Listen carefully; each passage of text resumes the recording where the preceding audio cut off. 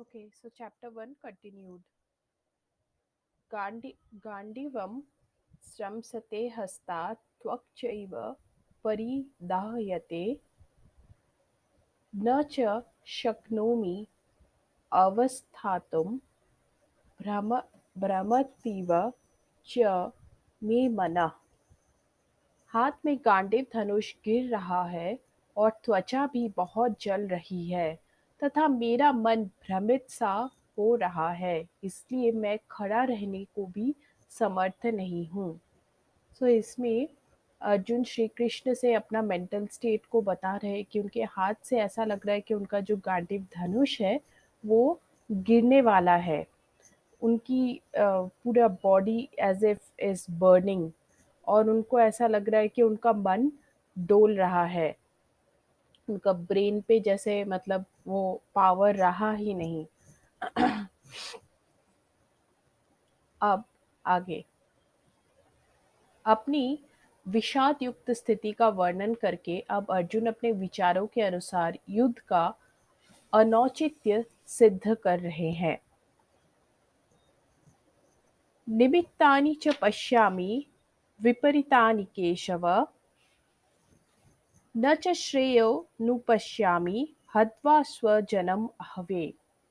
इसमें अर्जुन कह रहे हैं, हे केशव, मैं लक्षणों को भी विपरीत ही देख रहा हूँ तथा युद्ध में स्वजन समुदाय को मार कर कल्याण भी नहीं देखता। सो इसमें अर्जुन श्री कृष्ण से कहते हैं कि उनको ऐसे लक्षण नजर आ रहे हैं एज इफ कि वो विपरीत है, उनके अगेंस्ट हैं। और उनको ये लगता है कि स्वजन अपने लोगों को मार के इसमें कल्याण कुछ क्या होने वाला है।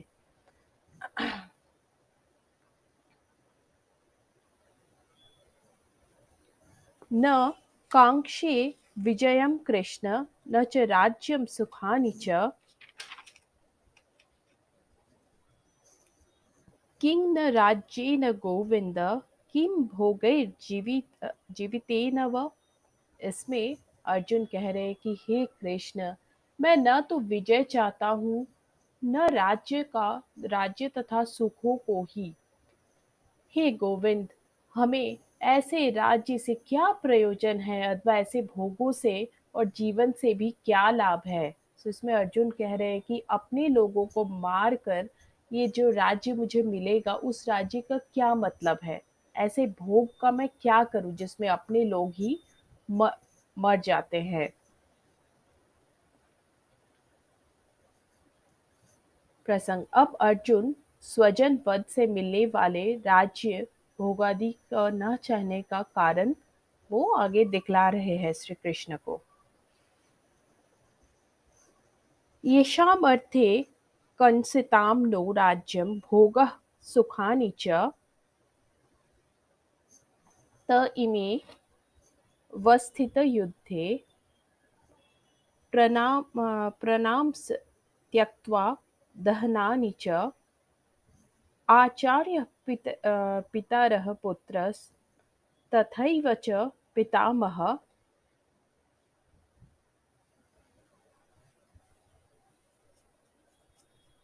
मातुलः मातुलः श्वशुराः पौत्राः श्यालाः संबंधिनस्तथा। हम जिनके लिए राज्य भोग और सुखादि अभीष्ट हैं वे ही ये सब धन और जीवन को अशोका त्याग कर युद्ध में खड़े हैं। आशो को त्याग में खड़े हैं। गुरुजन, ताऊ, चाचे, लड़के और उसी प्रकार दादे, मामे, ससुर, पौत्र, साले तथा और भी संबंधी लोग हैं। सो इसमें वो कह रहे हैं कि जिनके लिए मैं ये सब ये जो लग्जरीज है, प्लेजर्स है, सारी चीज़ों को सुख आदि ये सब चीज़ें हैं। सो इन सब चीज़ों के लिए खड़े हैं उनके अपने लोग, गुरुजन, ताऊ, चाचे, लड़के, ये सब उनके अपने लोग उनके अगेंस्ट में खड़े हैं जिनको मार कर ये सब सुख लेना उनको बहुत ही अंदर से गिल्ट वाली फील करा रहे हैं अर्जुन को।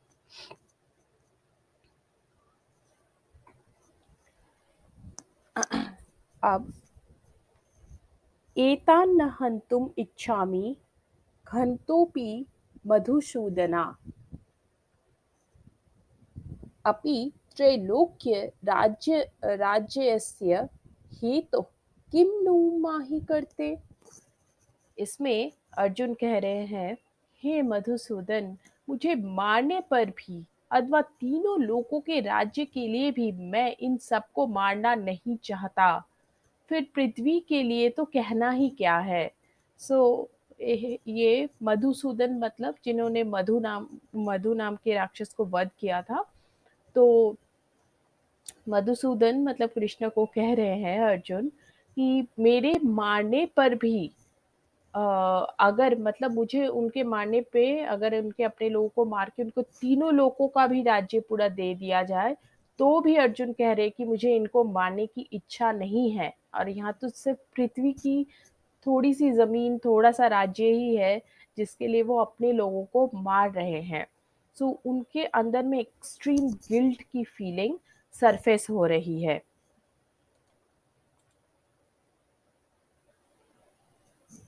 यहाँ यदि यह पूछा जाए कि आप त्रिलोकों के राज्य के लिए भी उनको मारना क्यों नहीं चाहते, तो इस पर अर्जुन अपने संबंधियों को मारने का लाभ का अभाव और पाप की संभावना बतलाकर अपनी बात को पुष्ट कर रहे हैं। सो यहाँ पे अर्जुन बेसिकली उनके मन में ये है कि वो अगर अपने रिलेटिव्स को, अपने लोगों को मारेंगे तो उससे उनको पाप लगेगा। इस पाप का उनको बहुत अंदर ही अंदर डर है। निहत्या धृतराष्ट्रान् नः क प्रीतिस्यज जनार्दन पापम् एव श्रयेद अस्मान् हत्वैतान् अत तायिनः।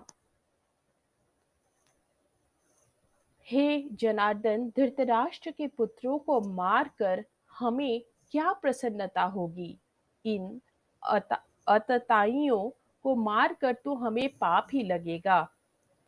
तो इसमें वो कह रहे हैं कि धृतराष्ट्र के बेटों को मारकर क्या हमें खुशी मिल सकती है, इनको मारकर मुझे तो पाप ही लगने वाला है। अब वो आगे और कहते हैं, स्वजनों को मारना सब प्रकार से हानिकारक बतलाकर अब अर्जुन अपना मत प्रकट कर रहे हैं। सो उनके अंदर जो गिल्ट की फीलिंग आ रही है वो उनको बहुत ओवर पावर कर देते हैं, और वो अब आगे बता रहे हैं कि उनका क्या व्यू पॉइंट है। तस्मान्नर्हा वयं हन्तुं धृतराष्ट्रान् बान्धवान् स्वजनं हि कथां हत्वा सुखिनः स्याम माधव। अतएव हे माधव, अपने ही बांधव धृतराष्ट्र के पुत्रों को मारने के लिए हम योग्य नहीं हैं, क्योंकि अपने ही कुटुंब को मारकर हम कैसे सुखी होंगे। तो इसमें अर्जुन कह रहे हैं कि मैं इसीलिए धृतराष्ट्र के बेटों को मारना नहीं चाहता, क्योंकि मैं अपने फैमिली मेंबर्स को ही मारकर मैं कैसे सुखी हो सकता हूँ। उसके बाद यहाँ यह प्रश्न सकता है कि कुटुंब नाश से होने वाले दोष तो दोनों के लिए समान ही है। फिर यदि इस दोष पर विचार करके दुर्योधन आदि युद्ध से नहीं हटते, तब तुम इतना विचार क्यों करते हो। अर्जुन दो श्लोकों में इस प्रश्न का उत्तर देते हैं।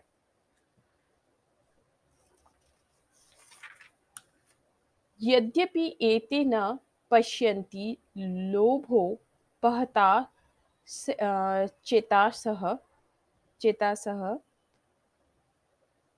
कुलक्षयकृतं दोषं मित्रद्रोहे च पातकं